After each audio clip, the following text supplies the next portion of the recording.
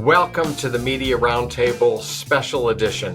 This is where we dive into the secrets of the craft and give an industry perspective on how we can be of service to marketers that are choosing to use the audio medium in all forms: broadcast radio, satellite radio, podcasting, the influencer marketplace. But it's where the spoken word, either on microphone or on camera, are utilized to capitalize on the ability of these relationships to sell products and services for marketers across the U.S. My name is Craig Kitchen. I've been a part of Oxford Road for a long, long time.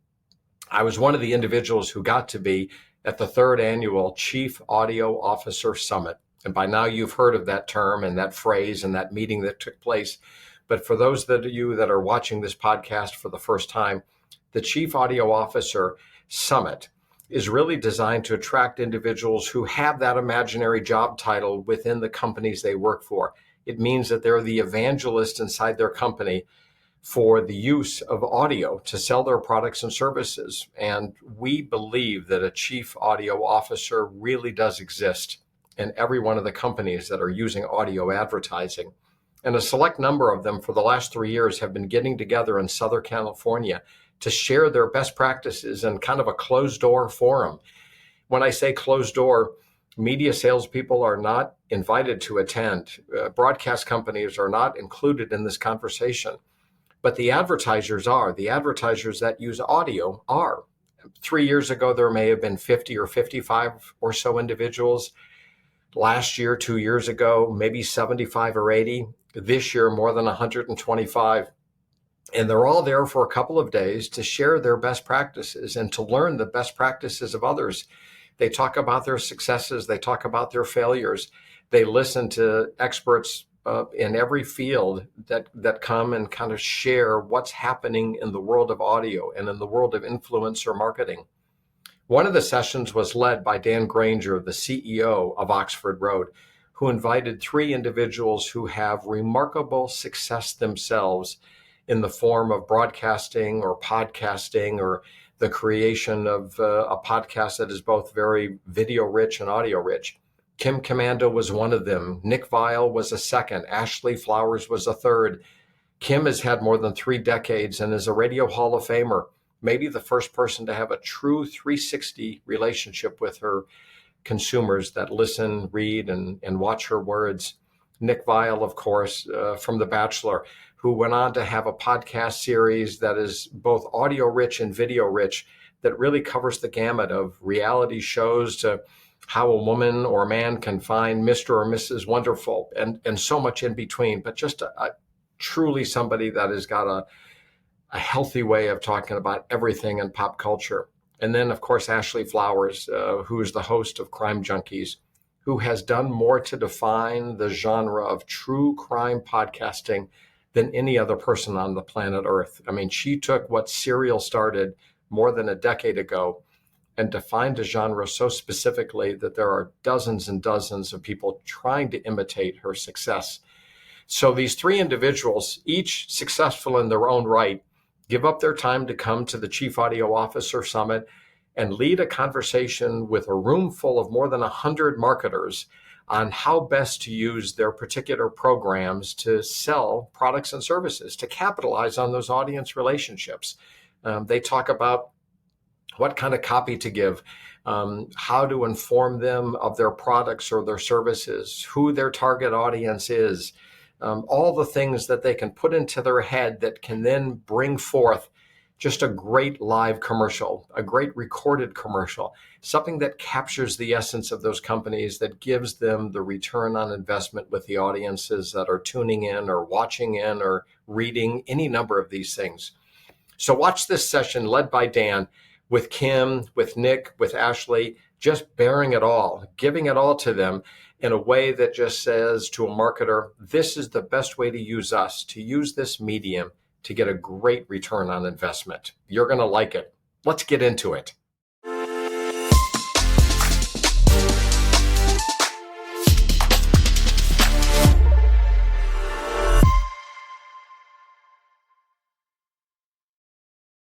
This is a fun one, and you got a little sample last night.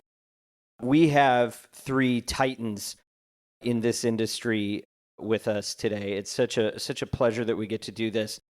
We have Ashley Flowers, who's become a friend over the last year or so. Ashley was she kicked us off last year, and she has really defined the true crime genre. She is the founder of Audio Chuck. That is the number one true crime podcast, like by a ton. And she has the number two podcast in the U.S. She's a two-time New York Times bestselling author. She really blends compassionate storytelling, which, it's a delicate thing when you're dealing with true crime. And she really has a way of trying to be restorative and proactive in like actually creating positive change and justice in the work that she does. And I think that's why she's got 10 million plus loyal monthly listeners. So welcome Ashley Flowers to the panel. There was a TV show, somebody was telling me about it, called The Bachelor. Has anybody heard of The Bachelor? We have Nick Viall is with us. Nick is obviously, he's a TV personality, best-selling author, award-winning podcast host. He hosts the Viall Files and has really a lot to share with us. Had such a great prep call with him for this. You're going to love his perspectives and just kind of unfiltered feedback about, what it's like being on the other side of this stuff. So welcome, Nick. Thank you. And then we have Kim, who you've already gotten to know a little bit, but just, one of the things about Kim, she's got such an empire that she's built. And and thank you for taking on radio as the area of focus, but, you're in so many different channels. Just her newsletter alone can move mountains in terms of influence. And I think she has a great perspective of really kind of mastering how to get a 360 influence around a relationship and how you can extend the relationship between host and brand in ways that go beyond just the host integration. And I learn so much every time I talk to Kim. So thank you, Kim, for joining us. And one more thing about Kim, she is, I like that this is in her bio, the number one host in terms of performance for many of the brands that she works with. So that's a great thing to have on the... Well, thank you. Yeah, on the LinkedIn in this crew. So thank you very much. Okay, so we got a lot to get into here. Let's start with just like first impressions. You get a piece of copy.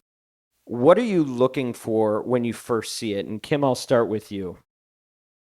I'm trying to figure out how I can relate to the copy, how I can relate to the product, what the product, what the copy, what it speaks to me, and then how I can relate that to my audience, and then figure out what those pain points are and how this solves that problem. And if I can tell a personal story, even the better for it. And so to make it my own. And that's what I love about working with Oxford and of course Veritone before, is that I'm giving the flexibility to make that copy my own. So it sounds like me. Because like, as I mentioned before, we've all heard like, well, welcome to NetSuite. And you're like, okay, no, we don't want to hear that. We want to hear some passion. We want to hear it behind it. And to just give me 5 copy points that that works. And then I will incorporate those copy points into what I tell my audience. One of the things that we talk about is, copy points are part of it, right? But there's a number of different steps in the process. And, the onboarding alone is a real thing. And one of the parts in onboarding that I think can be confusing and challenging is to know what's the right amount of information to supply to you before you actually do the read, right? Like, we don't want to give you a novel, but we also don't want to just give you like 5 bullet points and no other context when it's a new relationship, right? So Ashley, from your perspective, when you're onboarding a new relationship, what do you need to know? Well, I mean, it's great if we can have like more of a direct relationship. I know oftentimes we go through an agency who will go through a buyer who, like, there's a lot of people in the middle. The more connection we can have, I think the better, because we will get a ton of copy points. A page is great, guys. Like, let's not go for a page. Because the thing that I think we really have a hard time, or like when I first see it, what I'm trying to deduce, if we don't have that tight relationship, is okay, of all these things, you cut out the middleman and you're the cheapest, but you also have the best product and you also have a philanthropic arm and you have this. Like, what is it that is most important to you? Because if all, it goes back to like, if all of that is required, like where do we fit in? And that's the part that matters. So having that direct relationship, I think, is so important, because being really clear with us, yes, these are all the things, and if you see one of the things that's going to resonate with your audience, we can latch onto those. Of all of these things, is there one of these things that you guys really want to shine through? Often I don't see that come through. Nick, what about you? What kind of brief do you want to see just when you're getting started? Just echoing what Kim and Ashley said, I think more than anything, and maybe it's just my sales background, when I was working for Salesforce as an account executive, I can't tell you how surprised I am or frustrated sometimes, like especially when it's a new relationship and I'll get the ad copy, and again, like sometimes it's 2 pages, it's all these bullet points and things like that, and I'll be like, well, what service do they provide? What problem are they solving? Like, what's their elevator pitch? You know, again, when people are listening to our shows, like, we want them to be engaged with the ad reads, but like, if you don't have them, you know, if you don't have their interest in the first few seconds, you probably don't have them at all. And I want to be able to, on the copy, I want the first thing to say is like, we do this, we help people solve this. This is the problem that we're helping solve. Like, if I had 10 seconds with you, can you understand like what we're providing and who we're helping? And I can tell you how like I'm surprised how hard that is often when I get copy where it's just like buried in the ad copy, or we'll go to their website and it's like still hard to find. And I sometimes feel like people are too concerned about like, what's our vibe? Like, what vibe are we trying to like connect to our audience? You know, what problem do you help them solve? Because more than anything, because like once I see that, like if I can read that in an ad copy, then I can immediately in my head like think of my audience. I can think about like, you know, how to put myself in their shoes. I can, you know, start the ad, you know, like I don't want to be reading ad copy. I want to riff, you know, and I want to be like, have you ever experienced whatever? Because I know I have, whether I have recently or in the past, and like then I can just kind of go off of it, and then I can just tell a story. And if you guys can just provide that like real brief mission statement, that elevator pitch, you know, in terms of what you guys do and who you're helping, I'm just kind of shocked how hard that is to find often. Or sometimes, like I just had an onboarding call the other day with Consumer Cellular, and their whole pitch is 2 lines, talk data for $60 a month. Okay, but after all that, they said, oh, by the way, we have this fall detection, and then we have a new watch coming out, and then we have these international plans. And I'm like, you only have time, we have 60 seconds, maybe 90 seconds, okay? We're only going to sell the plan. And then it was like, oh, okay, we get that, you know, so. So filtering. Yes. Well, even then, I would just want to add, like, I don't think you really have 60 or 90 seconds. I think you have like 10 seconds to really capture someone's interest, right? And if you that's the first 10 seconds, yeah, but then you have 60 or 90 seconds to get the message out. So, Nick, when we were talking a little bit about the onboarding call, because it's a bit of a lost art in this business. And, you know, it's an interesting case study we have with the three of you, because you're all running really successful businesses. It's not like you just get paid to do a podcast and that's it. You have a whole organization that you're running around it. And you only have so much time. And like, if somebody's going to buy one ad or they're going to run something that's programmatic, like, you can't talk to everybody.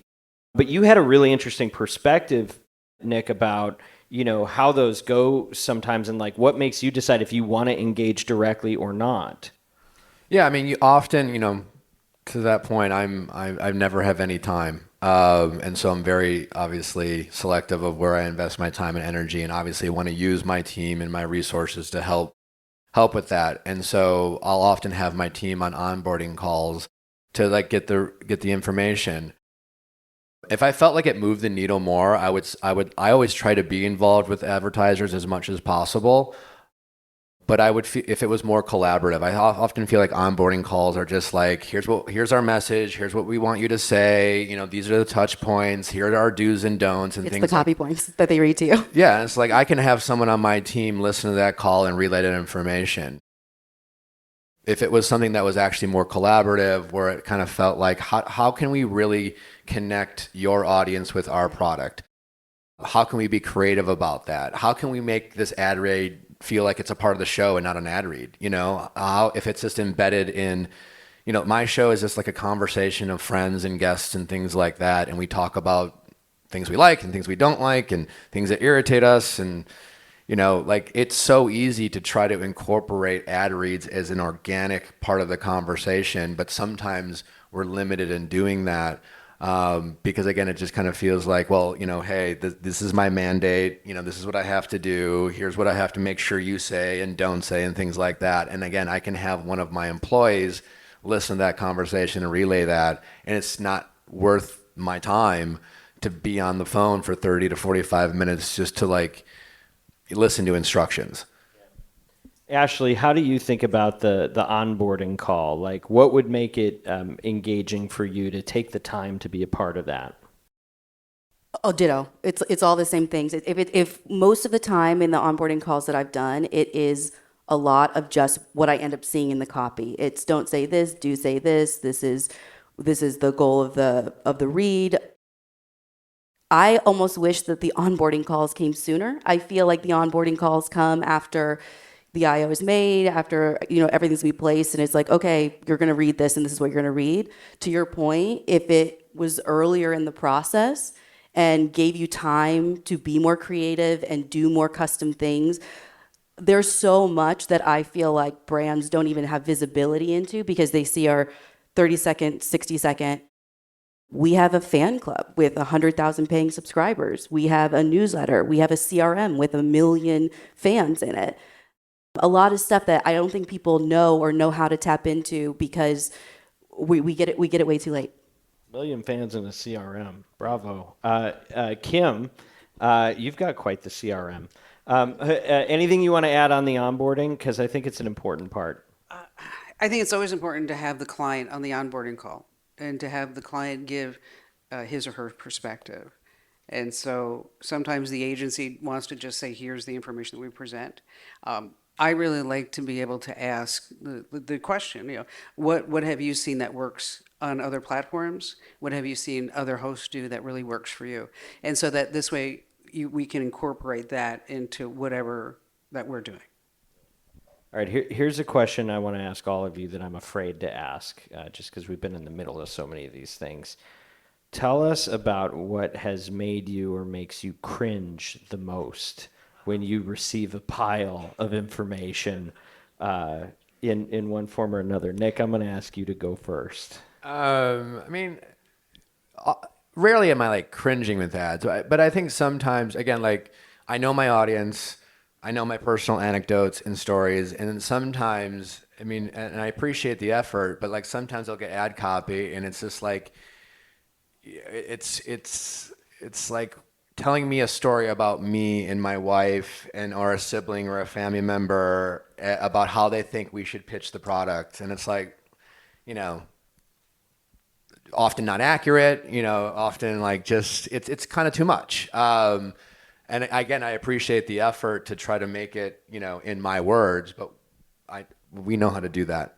And so, yeah, I think it's just more empowering us to try to, and then just trusting us. You guys have gotten this far to trust us to talk about your product and endorse your product. We know our audiences, we know ourselves, we know the people who are listening and engaging with us every day and what's important to them. And sometimes I've had brands try to do that for us. Ashley, you ever run into a situation like that? Please do not try and write true crime ads. I do cringe. There have been plenty that I think they get focused on. We are a true crime show, so we should make this ad true crime because that's what the audience likes. And it comes off I always change it. I'll help you guys out, but just don't waste your time. It it misses the tone. And what I think it does is it limits who our audience actually is. Like, yes, we are, as someone put it earlier, women in middle America who love true crime. But we are college students, we are mothers, we have interests, we're watching reality TV, we're so much more than that. And also our ads are like, we stick in our show so much to the story that these ads are how they get to know me and my co-hosts, and like that's what they love about them. And most products, there are very few products that actually slide into the true crime zone. And so trying to, I think there was one where it was like, oh, this story you're listening to is a crime. You know what shouldn't be a crime? Getting your flowers. I don't remember what the ad was, but I was like, oh God, help us. You don't need the transition. Yeah. So our listeners are more than just true crime fans. They are active, engaged, and being a true crime fan makes them a very valuable fan, but they are complete humans, and you don't have to make the ad true crime for them to get it or like it or understand it. How about you, Kim? You go through this whole onboarding. I don't know if you guys have experienced this. You go through the whole onboarding call, and you're like 20 minutes into it, and then you hear 4 words, must be read verbatim. And you're like, okay, so why did we just go through all of this? And if you really want it to be read verbatim, you probably don't need me. I mean, and so yes, it must be read verbatim. Okay, let's flip it. What are some really good examples of where you got a brief that you were able to really bring something to life that was interesting? Nick, you had one that you mentioned that I thought was compelling.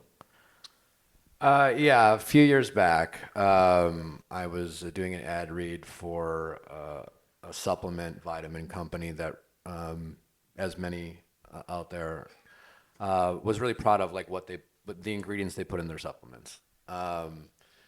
And again, I really wanted to make our ads compelling and memorable, maybe even make them laugh. I wanted people to remember them. This was at a time where my show, we still strongly talk a lot about relationships and but even more so a few years back, our show was very heavy in that space. And so, my audience is primarily all women.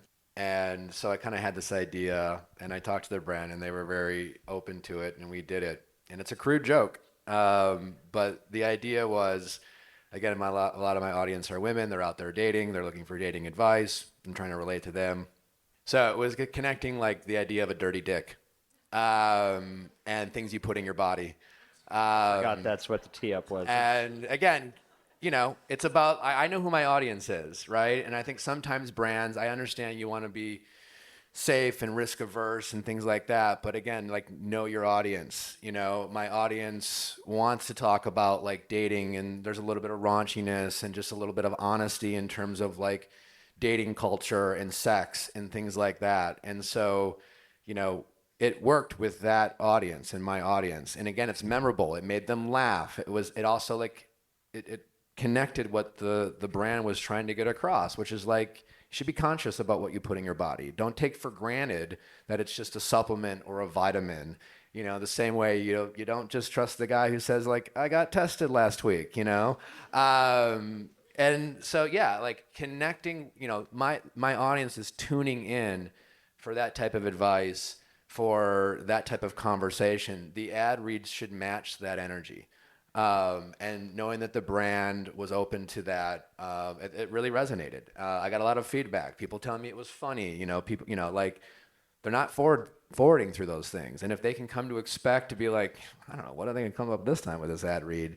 And that's what matters, So yeah, that was that. Well, there's a couple things. One thing I think the team has really compelled me to better understand is like not to try to customize to the host, because the host should customize to the host. And I think you guys are doing a great job representing that, but also maybe customizing to the genre, because different genres, there's different expectations, right?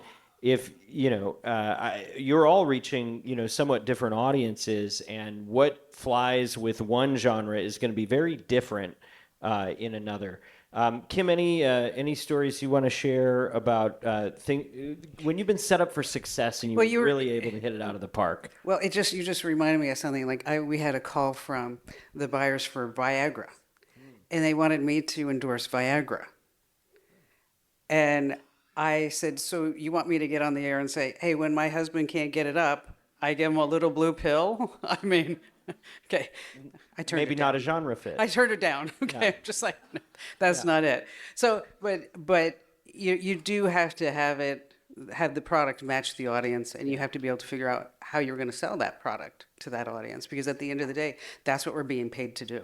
Well, it's so interesting though that you say that, because I do think like there's two ways of looking at this stuff. One is, well, you should be doing tech products, right? And you should Exactly. be doing like dating, and you should do things security or whatever. But you're all people, and you can stretch it, right? So should brands be thinking about really just trying to narrowcast their ad buys to things that are organically a fit to the content, or is there a different way to think about that? There is a different way. Like for example, when Native Path Collagen came in, I actually said to the rep who brought in, I don't know if I can sell collagen.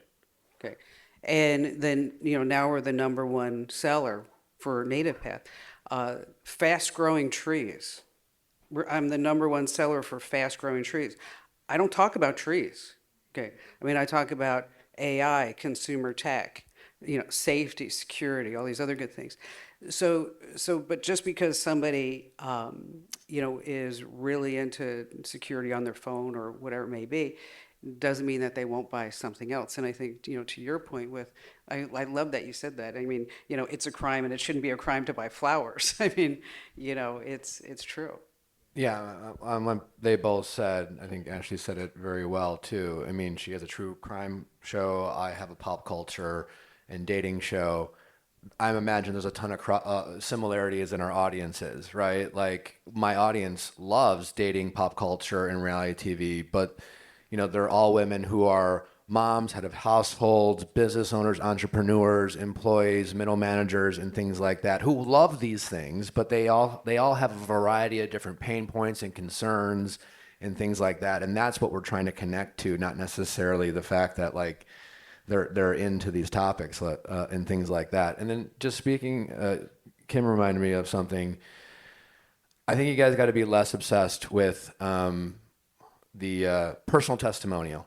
When I get, there are a lot of brands that we do that I use daily. I love, I advocate for them. They're fitting in with my lifestyle, where I'm at in the point of my life. But there are a lot of great brands who advertise on our show that for whatever given reason, like I'm maybe not in that place where it's easy for me to give that personal testimony. It's just like some, things right now that have like a personal finance help and things like that. Like, there's, I'm posting announcements about big deals I'm doing, and, there's a financial security I have. And so I want to be authentic to my audience, where like, it's hard for me to give a personal anecdotal story about how to like save a few bucks, when people are also seeing announcements about some of the success that we're having. But instead of that, like I can relate to a different pastime. And I don't want to be disingenuous to my audience, right? I don't want to like, doesn't really use this. I can be like, do you remember a time like that? I can relate back to a time in my life where I could have really benefited from this product. I don't want to sit there and lie to them and say that I use it 24/7. And I feel like there's a way to like split the difference between a personal anecdote or a testimony about how this is changing my life versus, again, painting a picture, because that's what we're all very good at, and then connecting to who is listening and how they might be able to benefit from it, rather than like trying to lie to them and pretend that this product is personally changing our life. And I think there's a lot of brands who are just stuck on the whole like personal anecdote, which again, I think it's great for the right time and place, but I also think we're able to connect to our audience members who, don't have the same lifestyles that we have, or aren't in the exact same stage of life that I'm in right now. But we're still a great place for us to like relay your product to that audience member, if that makes sense. And I think that I turn down PE all the time because I mean, our audience knows us so well and have followed us for years. And so I'm really cognizant of, I know brands are like, oh, we don't do competing brands at the same time. But I'm like, I don't care. Like, I also promoted this brand for 3 years. Unless I actually switched and I can talk about why I switched, like, I'm not going to do that. We can read an ad, but I'm not going to do PE. So I think it is, again, we get in this like mass buying mindset, I think, where it's like, it's the read plus the PE, but I think being more discerning about even requesting it, or does it make sense, or is the host going to be really authentic about that? How does the host treat PE? It makes like those who are discerning, I think, our PE so much more valuable. Well, and I want to say, in my experience, the hosts that say no routinely are usually the best advocates for the brand, right? And I hope you tell the audience that you do that sometimes, just so they understand, because we know that there are shows that they'll read what you put in front of them. They'll say that they do something that they don't do. And what makes me nuts is when, some places you can find will endorse two competitive products at the same time. And it's like, eventually the audience is going to catch up, right? The other thing is, like, it's so interesting that we contrasted this with programmatic. Both, as I think about the people in this room, I think we're very much in a both and world where, you don't use a channel only for host read. You still need to do impression-based buying to get into some environments. Some brands need a lot of control, and they have to constrict the message and make sure that, all of the do's and don'ts, they can control that. But what you miss out on, if that's all you do, if it's not a both and it's an either or, and you try to treat a host relationship like it's programmatic, you miss the fact that you've got like 3 great examples here of phenomenal salespeople who have built businesses and know how to. I mean, it's awesome to hear you were in software sales, right? Like, okay. Kim, did you do? I did sales too in my past life. Did you ever do sales? Yes. Yeah. Yes. Common denominator. Okay, so that's part of the vetting process from here forward. Have they worked in? Were they a salesperson at some point in their life? Exactly. Well, but and so if I think we want to treat this stuff impersonally sometimes because we want to do it efficiently and at scale, right? But at the end of the day, I think what I'm hearing is it's a lot about a relationship. It's a lot about you're really hiring sales advocates who happen to have a Rolodex of, in many cases, 1 million people that you can go and sell that to. And you want to treat that a little bit differently and not be so transactional about it. But I think, it takes courage for an advertiser, and they have to, manage a lot of internal stakeholders and pressures to be able to give you that freedom, right? So I want to ask you all another question, which is, if you could create like one piece of advice for everybody in the room that you think would make them the most successful when they're engaging with you, what would it be? And Ashley, I'll start with you. I think it's when you find synergy, really lean in and get close. I would say just try to move as fast as possible. Like, we work very hard to move with pop culture and to move with what people are engaging with, and it's just a lot easier to ride the wave of trends and things like that, and you just have to move fast to do that. Also, I would say be open to embracing the shift. Audio is amazing. It's our biggest platform, but obviously video is like ramping up.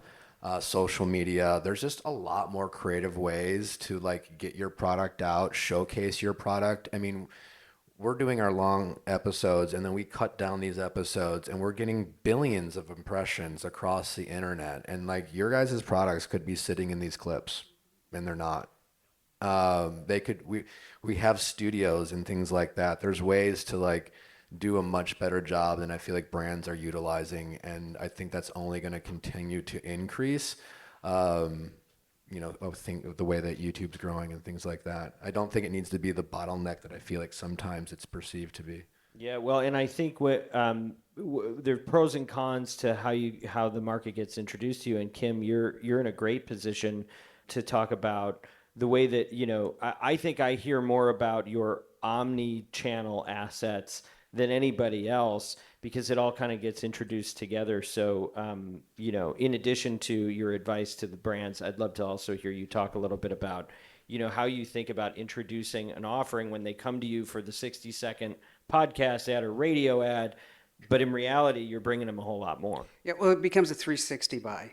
I mean, but in answer to your first question is to have the brands, is to be open to ideas and to think outside the box.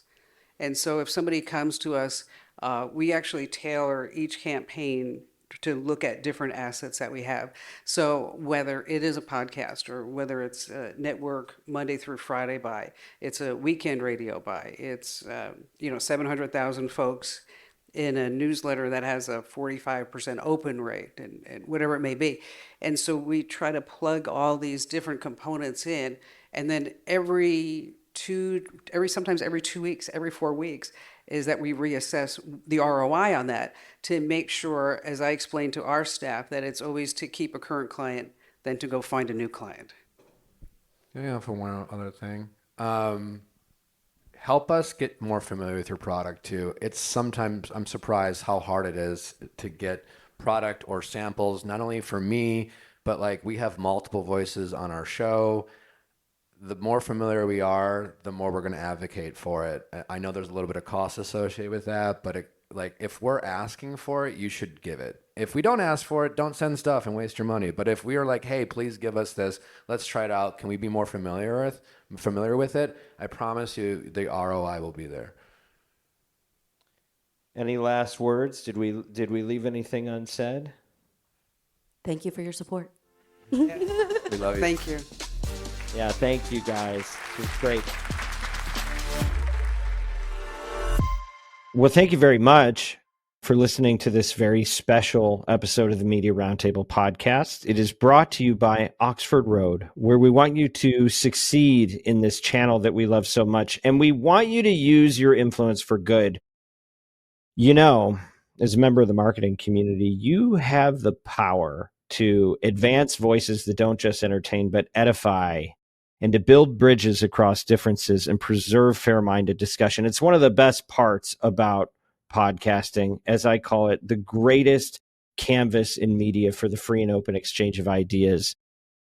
You get to be a part of it. If you're a marketer and you want to align your brand values with extraordinary, life-changing, and it truly can be, business outcomes, reach out to our agency. It's called Oxford Road. Go to oxfordroad.com.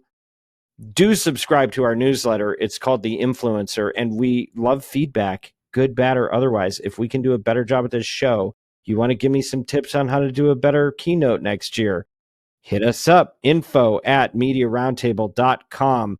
We have a sister podcast that comes from the great Stu Redwine. He leads creative around here, and it is called Ad Infinitum. It is about the business of creating effective advertising using the spoken word.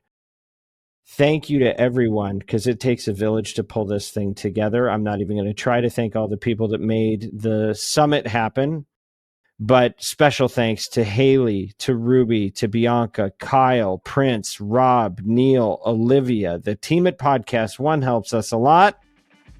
As always, please influence responsibly.